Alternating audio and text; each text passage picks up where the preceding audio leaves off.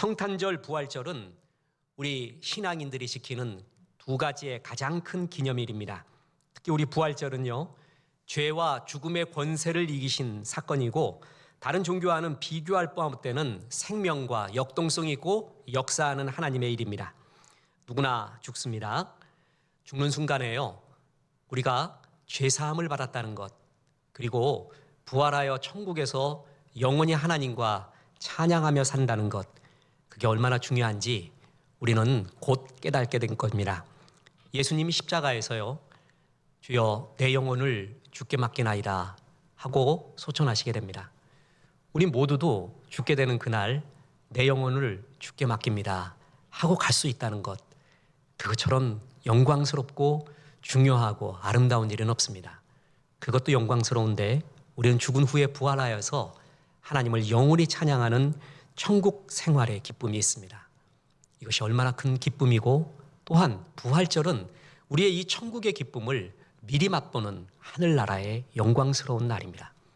이 부활을 현대적 의미로, 지금의 의미로 다시 말한다면 회복이라는 말이 가장 옳습니다.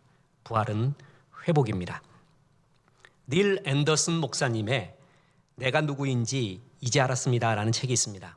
앤더슨 목사님은 빌리 그레함 목사님을 사모하고 존경했습니다. 그래서 빌리 그레함 목사님을 만나기를 바라는 희망을 담아서 늘 이렇게 이야기했다고 합니다. 저는 보잘것없는 목사지만 목사님을 꼭 뵙고 싶습니다. 그랬더니 그 말씀을 들은 빌리 그레함 목사님이 이렇게 대답합니다. 목사님, 보잘것없는 목사는 결코 없습니다.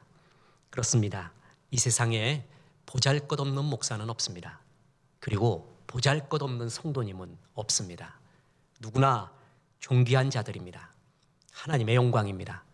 마귀는 끝없이 우리를 향해 넌 보잘것없는 존재야, 한 5등급, 잘하면 3등급 상품 정도야, 이렇게 말합니다.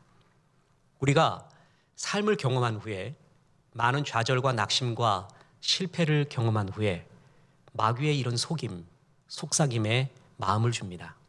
그래서 나는 한 3등급 되겠구나, 보잘것없는 존재구나, 이렇게 생각하고 어두운 가운데서 생활하는 경우가 얼마나 많은지 모릅니다. 나를 얽어매고 있는 현실, 자아, 실패, 생각, 하나님은 우리를 다 이런 어두운 데서 불러내어 회복시키기를 원합니다. 그리고 아름다운 하나님의 덕을 선포하는 새로운 삶을 살기를 우리에게 기대하고 계시고 있습니다. 우리는 하나님이 무슨 부활을 원하고 계실까요? 무슨 회복을 주님이 우리에게 원하고 계실까요? 그것은 첫째로 존재의 회복입니다. 존재의 회복이 가장 중요합니다. 존재는 행위에 앞섭니다. 무엇을 하느냐, 어떻게 사느냐 전에 나는 누구인가부터 시작이 됩니다. 인간의 행복은 존재의 확신에서 나옵니다. 내가 이런 존재지. 이것이 우리의 모든 기쁨의 근원입니다. 돌아보십시오. 막달라 마리아의 존재는 7 귀신 들린 자였습니다. 그녀에게 좋은 귀신으로 바꿔준다고 행복하겠습니까? 존재가 바뀌어야죠. 뿐만 아닙니다. 사마리아 여인은, 그녀의 존재는 남편이 5 있었던 자, 지금 있는 남편도 간닥간닥하는 사람이었습니다. 그녀에게 좋은 사람 한 사람 더 소개해 주겠습니다. 그게 그 사람의 삶을 바꾸겠습니까? 존재가 바뀌어야지 진짜 행복이 오죠. 삭개오는 지탄받는, 사랑에서 벗어난, 지탄받고 미움받는 매국노였습니다. 그에게 세금 걷는 거리 몇 개의 아이디어를 더 제공해서 더 많이 돈을 벌게 해준다고 해서 그가 행복해지겠습니까?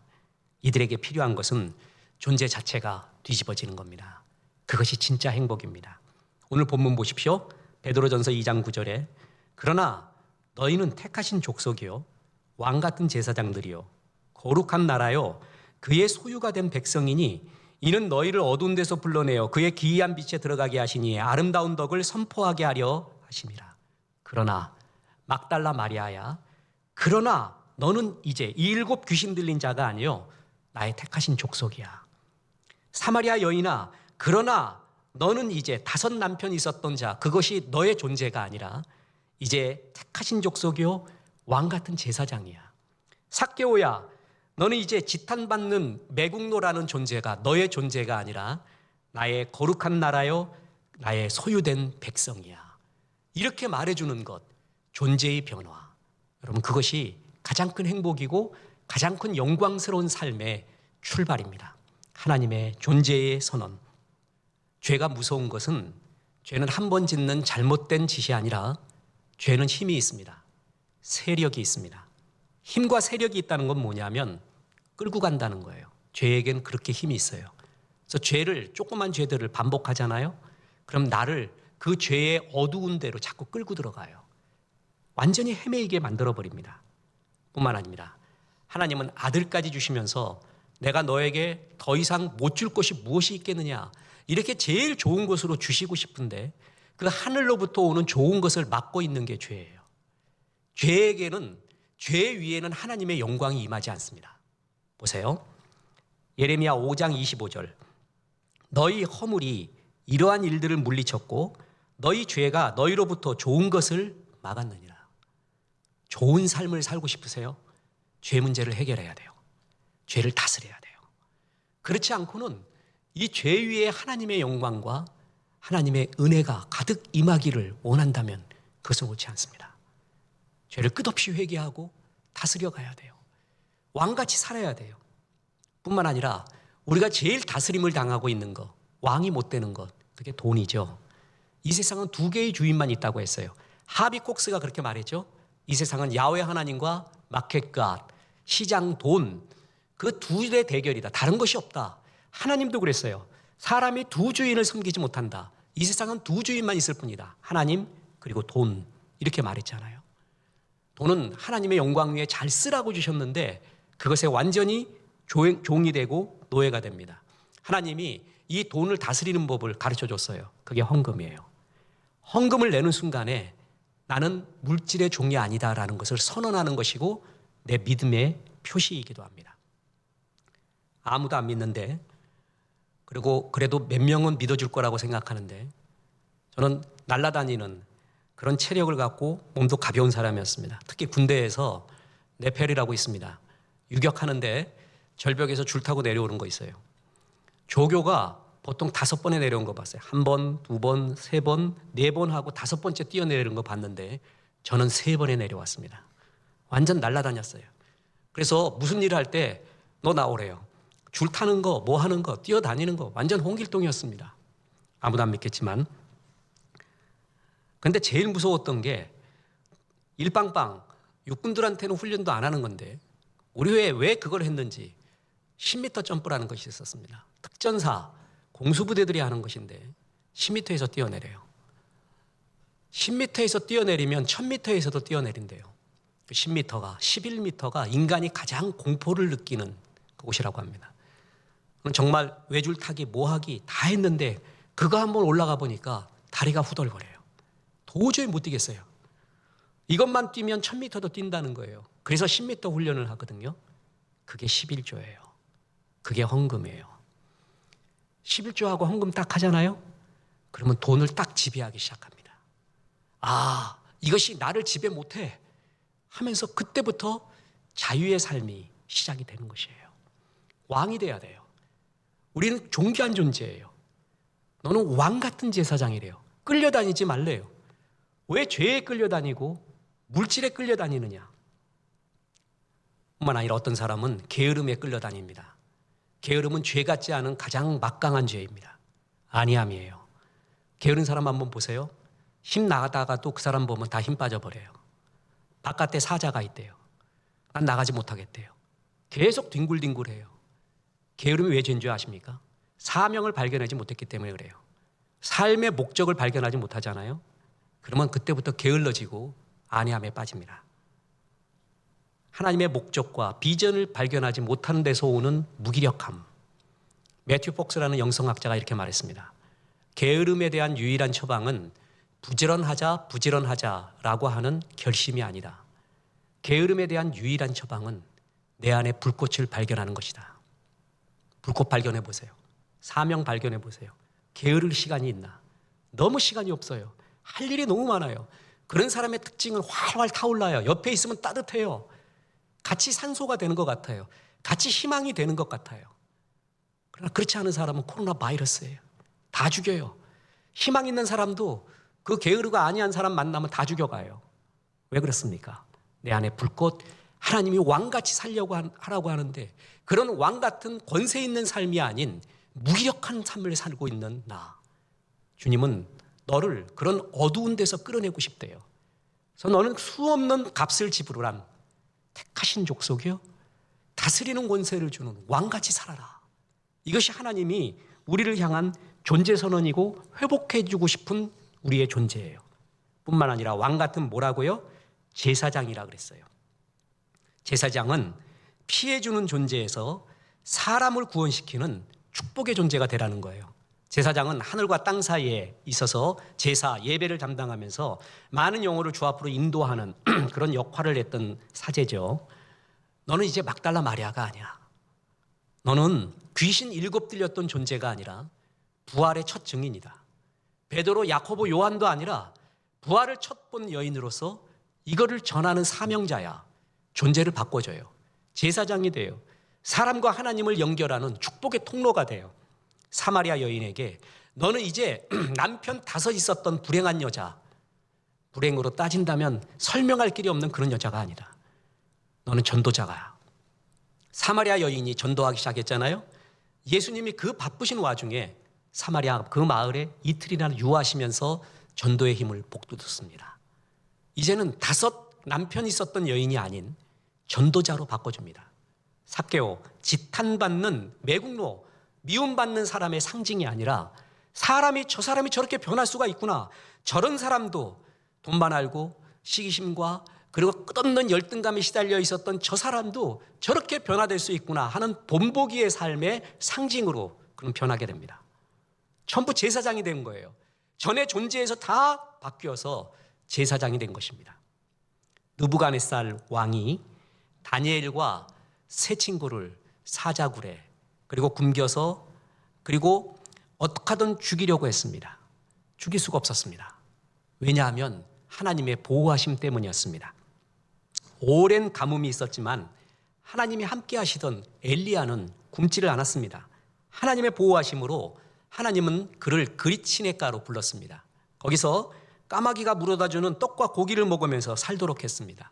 내가 생각하지 못하는 이성의 인과율로 이해할 수 없는 그런 공급하심이 있었어요. 그 그릿시네가까지 마르자 이번에는 시돈에 있는 사르밧 과부의 집으로 보냅니다. 거기서 먹을 것을 공개받게 만듭니다.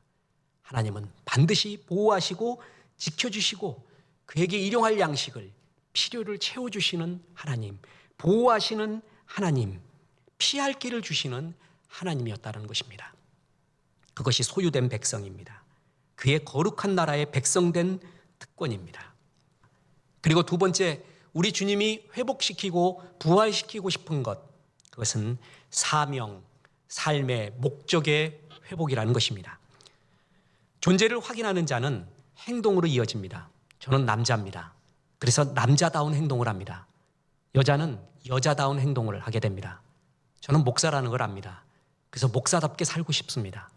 존재의 확인은 행동, 어떻게 살 것인가를 이끕니다. 존재가 확인된 다음에는 삶이 이어집니다. 이 세상은 숨쉬기 위해서 사는 것이 아닙니다. 이 세상 사람을 이끌고 가는 가장 강력한 힘은 의미라는 것입니다. 의미가 우리를 이끌고 갑니다. 아우슈비츠에서 홀로 살아남았던, 어렵게 살아남았던 정신의학과 빅터 프랭클, 그가 의미요법을 쓰죠. 그 아우슈비츠에서 정신병자가 되지 않고 자살하지 않고 살아남았던 이유는 의미를 발견했기 때문이다. 의미 발견하면 삽니다. 이 세상에서 가장 강한 사람은 내 삶의 의미, 목적, 비전을 발견한 사람입니다. 오늘 본문 보세요. 베드로전서 2장 9절에 그러나 너희는 택하신 족속이요 왕 같은 제사장들이요 거룩한 나라요 그의 소유가 된 백성이니 이는 너희를 어두운 데서 불러내어 그의 기이한 빛에 들어가게 하신 이에 아름다운 덕을 선포하게 하려 하심이라. 너의 존재를 확인해 줬죠. 그리고 이렇게 살아라. 어두운 데서 너를 불러내었다. 그래서 하나님의 이 아름다운 덕, 영광스러운 복음을 선포, 전하기 위해서 너를 택했다라는 것입니다. 이게 뭐죠? 전도예요. 선교예요. 전도 선교를 위한 구제입니다. 이것이 모든 불러냄을 당한 사람, 어두운 데서 불러내어진 그리스도인 모두에게 공통적으로 주신 하나님의 비전입니다. 우리 교회 이름이 뭐죠? 강남 비전교회예요. 비전, 모든 사람에게 동일한 비전. 그것은 전도하고 선교하고 구제하는 것이에요. 그것의 방법론이 다를 뿐입니다. 저는 목사입니다. 설교함으로, 성경 공부함으로, 기도함으로, 양들을 양육함으로 전도 선교 구제를 하는 거예요. 책을 쓰므로, 방송을 함으로 전도 선교 구제를 하고 있습니다. 여러분은 여러분의 일에서, 여러분의 현실 속에서 이런 하나님의 아름다운 덕을 선전하기 위하여 택하심을 받은 자들입니다. 내 전공 분야가 있잖아요. 이 전공 분야에서 주인이 하나님이라는 것을 선언하는 그 사명을 위해 부르심을 받았습니다. 모든 사람에게 동일한 목적, 비전, 의미, 이 어두운 데서 불러내어 그의 기이한 빛에 들어가게 하신 이에 아름다운 덕을 선포하게 하려 하심이라. 이것이 하나님이 우리에게 주신 사명의 회복, 목적의 회복, 삶의 방향의 회복이라는 것입니다. 1850년 미국 뉴욕 국립도서관에 매일 찾아오는 어떤 한 청년을 보고요, 그 도서 담당 사서는 저 사람 미친 사람이 아닌가 생각을 했습니다. 깡마르고 수염이 덥수룩한 이 청년은요, 오면서 계속 고래에 대한 책만 읽어요. 줄기차게 고래책만 읽기 시작했습니다. 이 청년이 바로 32살 때 모비딕을 쓴 허먼 멜빌입니다. 이 책은 처음 출간되었을 때요, 소설책이거든요.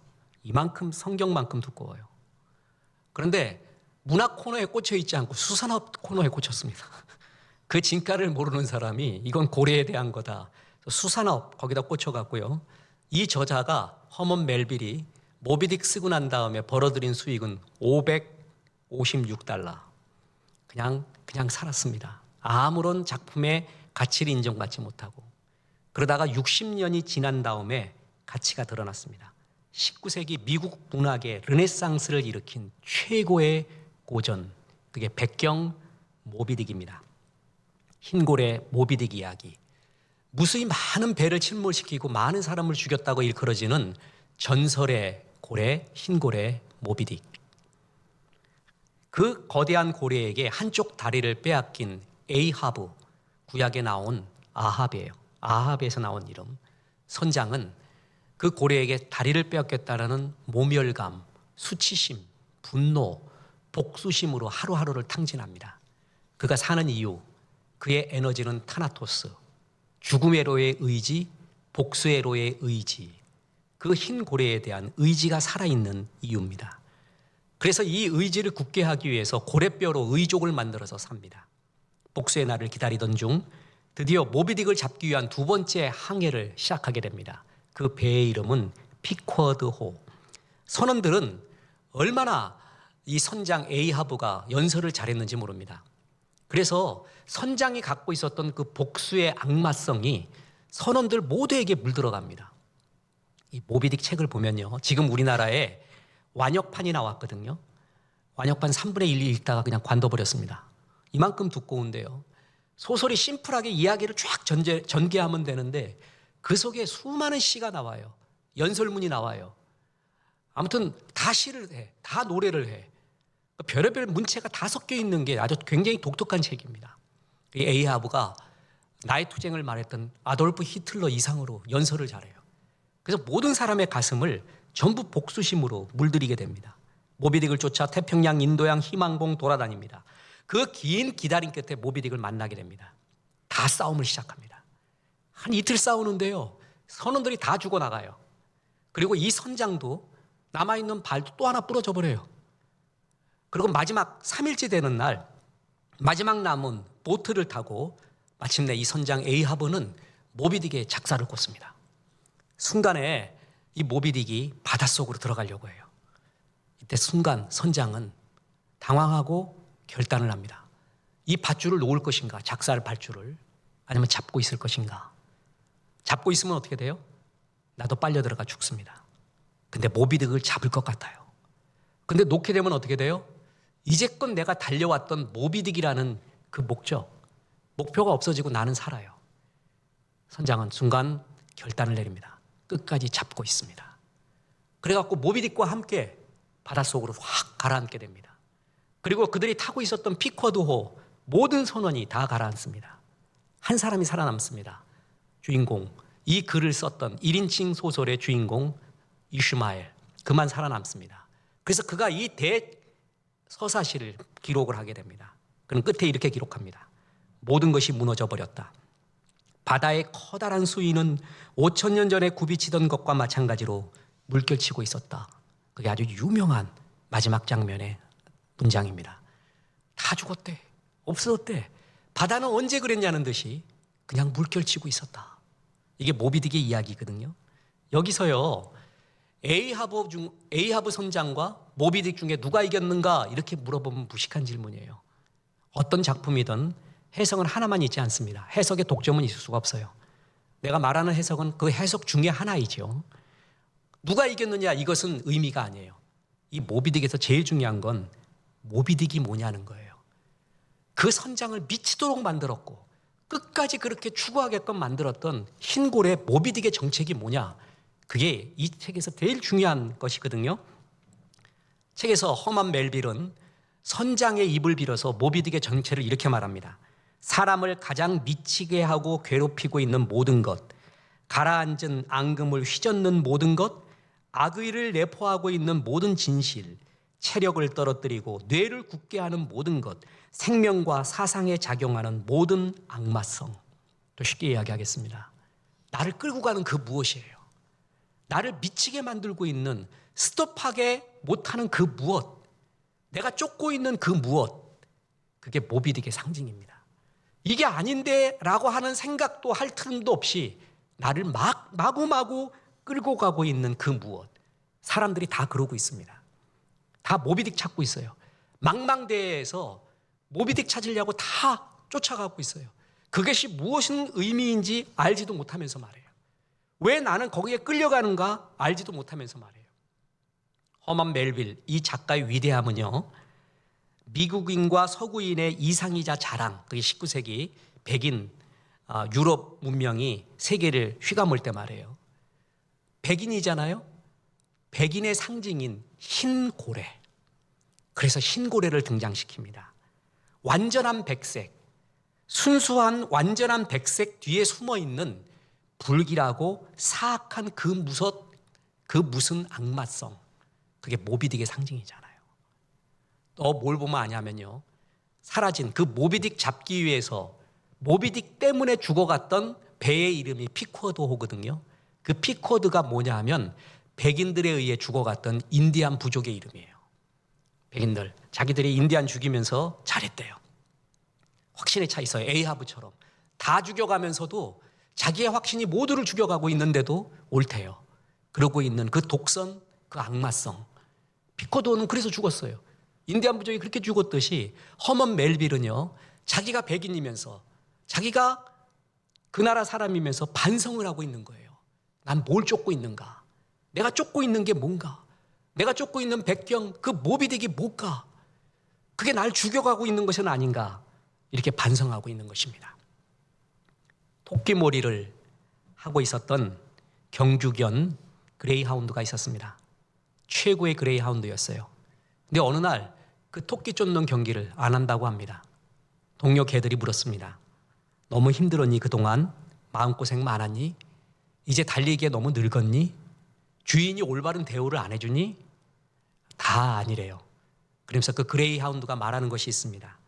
내가 쫓고 있던, 내가 몰고 있던 그 토끼가 진짜 토끼가 아니라 로버트라는 걸 알았어. 나는 이제 그런 짓 안 할 거야. 그레이하운드도 내가 쫓고 있는 그것이 가짜라는 걸 알면서는 스톱을 했어요. 그런데 우리 인간은 스톱을 못합니다. 끝까지 쫓아가려고 하는 그 미친 나를 이끌어가는 그 무엇이 있어요.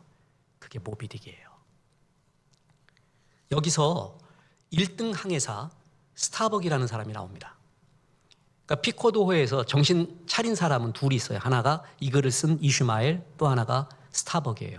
1등 항해사, 30살에 근육질에 건강한 몸에 청교도적인 윤리와 합리적 실용주의를 갖고 있었던 사람이에요. 이 사람만이 에이하브 선장한테 반대합니다. 동물한테 복수한다는 건 미친 짓입니다. 이런 일은 옳지 않습니다. 그리고 마침내 이틀간의 사투 끝에 다 죽어가잖아요. 선장도 다리가 또 부러졌어요. 선장님 그만하십시오. 여기서 스톱해야 됩니다. 당신 악마에 휘둘리고 있는 겁니다. 이제 스톱하십시오. 계속 반대했던 게 바로 스타벅이에요. 그래서 이 스타벅을 흠모했던 슐츠라는 회장이 스타벅스라는 커피점을 만들면서 이 사람을 끌어왔는지 모르겠어요. 분명한 건 모비딕에 나온 그 인물을 끌어온 건 분명한데 왜 끌어왔는지는 모르겠어요. 언젠가 한번 편지를 써야겠어요. 근데 나는 이렇게 생각을 했어요. 그 사람이 왜 스타벅스라는 커피점을 만들었는가? 슐츠 회장은 이렇게 말하고 싶었던 거예요. 혼돈스럽고 미친 듯한 세상, 미칠 듯한 마음 속에서 커피 마시면서 진정 찾으세요. 테이크 잇 이지 하세요. 그런 마음에서 그 중에 하나 정신 차렸던 스타벅을 끌어내어서 이름을 짓지 않았는가? 내 추측입니다. 굉장히 개연성이 있죠? 합리적인 추측이죠? 다 미쳤어요. 바다도 미쳤고 모비딕도 미쳤고 선장도 미쳤고 선원들도 미쳤어요. 그 중에 하나 에이하브가 정신 차리라고 말해요. 여기서 중요한 게 있습니다. 선장은 그 말 안 듣습니다. 옆에서 정신 차리라 그래도요, 미쳐있는 사람이 있어요. 뭔가에 미쳐있는 사람 말 안 듣습니다. 선장이 뭐라 그러는 줄 아십니까? 고래여, 나는 너에게 달려간다. 나는 끝까지 너와 맞붙어 싸우겠다. 지옥 항복판에서 너를 찔러 죽이고 증오를 위해 내 마지막 입김을 너에게 뱉어주마. 빌어먹을 고래여, 나는 너한테 묶여서도 여전히 너를 추적하면서 산산조각으로 부서지겠다. 어떤 정도 아니시겠어요? 사람이 의미 없는 것, 나를 죽이고 있는 그 무엇에 이 정도의 의지를 가지고 달려가고 있어요. 하나님은 거기서 나오라는 거예요. 거기서. 내가 너를 어두운 데서 불러내어 하나님의 기이한 법, 아름다운 덕을 선전하게 하기 위함이라. 네가 미쳐있는 목적, 삶의 방향을 바꿔주고 싶은 거예요. 진짜 옳은 것에 미치도록 하나님 만들어주고 싶은 거예요. 대학 다닐 때 CCC 김중곤 목사님 잘 아시죠? 대학 다닐 때 여름방학 때는, 겨울방학 때는 여기 수련회 갔다가 저기 수련회 가고 저기 수련회 갔다가 여기 가는 게 일이었습니다. 그렇게 수련회가 좋았습니다. 제일 힘든 수련회가 CCC에서 하는 금식 수련회였습니다. 그 젊고 혈기왕성할 때 왜 굶냐고 정말 죽는 줄 알았어요. 금식 수련회. 그래서 혼자 라면 끓여 먹다 걸려서 안수기도 받고 회개하고, 그런 사람이 하나님 목사까지 써주시니 얼마나 좋습니까? 김중곤 목사님이 수많은 수련회에서 했던 말 중에 두 마디가 가슴에 남았어요. 하나는 갈릴리 마을 그 숲속에서 찬양 부르면서 중국이 열어진대요. 그래서 중국 선교사로 헌신하래요. 그때 그 수련회 때 일어섰던 사람들이 중국 선교사 1호가 됐습니다. 전 그때 안 일어났습니다. 난 나를 알고 있었습니다. 난 가면 죽는다. 굶어도 죽을 수 있고 건강하지 않아서 죽을 수도 있고 난 보내는 사람 되겠다. 그래서 지금 보내고 있지 않습니까? 또 하나 잊혀지지 않는 게 있어요. 사람은 무엇이든 미쳐있는 사람이래요. 미쳐야 산대요. 이왕 미치려면 예수에 미치자. 그 두 가지가 잊혀지지 않는 설교였어요. 사람은 미쳐야 살아요. 모비딕이 있어야 살아요. 뭔가 하나는 쫓아가고 있어요. 그게 자기 삶의 의지예요. 그것이 나를 불태우고 있어요. 그게 뭔지도 모르겠지만, 옳은 건지도 모르겠지만 쫓아가고 있는 그 무엇이 있어야 사는 거예요. 미쳐야 사는 거예요. 근데 옳은 것에 미쳐야 돼요. 그게 바로 뭐냐면 하나님이 옳은 것에 미치도록 주님이 인도해 주고 있는 거예요. 바로 이 미쳤다, 옳은 것에 미친 사람 이야기가 신약 성경에 나와요. 바울이에요. 보세요. 사도행전 26장 24절에 바울이 이같이 변명하매 베스도가 크게 소리내어 이르되 바울아 네가 미쳤도다. 성령에 완전히 감싸인 바울을 보니까 일반 사람이 미련해 보여요. 미쳤다고 봐요. 사랑에 빠진 사람을 사랑하지 않는 사람이 보잖아요. 그의 거룩한 낭비, 그가 하고 있는 힘, 에너지, 돈 쓰는 거, 시간 쓰는 거, 마음 쓰는 거, 열정 쓰는 것이 다 미련해 보여요. 사랑하지 않는 사람은 저 절벽에 꽂아 있는 꽃을 꽂아서 빼서 헌화가를 드리면서 수로 부인에게 주는 그 노인의 마음을 이해를 못해요. 성령 받지 않은 사람은 성령 받아서 거룩한 하나님 앞에 헌신을 하고 영광스러운 찬양하고 있는 사람의 삶을 이해 못해요. 에이하브는 모비딕을 쫓아갔어요. 내가 산산이 부서지더라도 널 쫓아가겠다. 그것이 옳은 것인지 아니면 나를 악마같이 끌고 가고 있는 그 어두운 세력인지도 모르지만 그냥 쫓아가는 게 우리 인간이에요. 주님이 뭐라 그랬어요? 너희는 왕같은 제사장이야. 택하신 족속이야. 왕같은 제사장이야. 거룩한 나라요. 그의 소유된 백성이야. 너를 어두운 데서 끌어내어 하나님의 아름다운 덕을 선전하게 하기 위함이라. 그 어두운 모비딕에서 나와라. 이제 방향을 바로 해라. 그래서 하나님의 아름다운 덕을 선전하기 위한 사명과 목적의 회복. 주님이 이것이 우리에게 바라는 또 하나의 회복이었다는 것입니다. 이 세상에서 제일 행복한 사람, 내가 달려갈 길, 주 예수께 받은 사명, 그걸 아는 사람입니다. 그 길로 달려가는 사람이에요. 다시 말합니다. 모든 그리스도인의 사명은 동일합니다. 그것은 하나님의 아름다운 덕, 그리스도의 십자가, 생명의 복음, 죄사함의 이 복음을 전하는 것입니다. 그것이 모든 그리스도인의 삶에 주어진 동일한 비전입니다. 그것을 이루는 방법이 다를 뿐입니다. 그래서 거기에 목적, 거기에 삶의 모든 초점과 목표를 두고 달려가기 시작하는 것. 그래서 미쳐가는 것. 이것은 아름다운 미침입니다. 에이하브처럼 미친 모비딕을 쫓아가는 미친 인생이 아니라 올바른 것을, 올바른 목적과 비전을 향해 달려가고자 하는 이 회복, 이것이 부활절에 주님이 우리에게 주고 싶은 회복이옵니다. 하나님은 어두운 가운데 있는 우리를 회복시키기 원합니다. 존재를 회복시킵니다. 너는 말이야, 거룩한 선택을 입은 하나님의 가장 큰 갑지부를 하고 택임을 받은 거룩한 백성이야. 너는 왕이야. 다스리며 살아라. 욕심, 죄, 물질 다스려라. 너는 제사장이야. 더 이상 거기 어두운 데서 울고 있는 존재가 아니라 많은 영혼을 주 앞으로 인도하는 복의 통로, 제사장이 되어야 해. 너는 그의 나라의 거룩한 소유된 백성이야. 하나님이 너를 어느 때든 보호하시고 지켜주고 있어. 그래서 이제 어두운 존재성, 어두운 목적성을 벗어버리고 하나님의 아름다운 덕을 선전하는 그 영광스러운 삶의 목적에 네 모든 걸 걸고 달려가라. 그것이 가장 아름다운 회복이요, 영광의 회복이요, 또한 이 부활절에 주시고자 하는 주님의 부활의 메시지요, 회복의 메시지입니다. 이런 영광스러운 삶 살아서 한 번밖에 없는 인생, 성령의 불꽃으로 활활 타오르고 그 불꽃으로 많은 영혼을 아름답게 인도하기를 주 예수의 이름으로 축원합니다.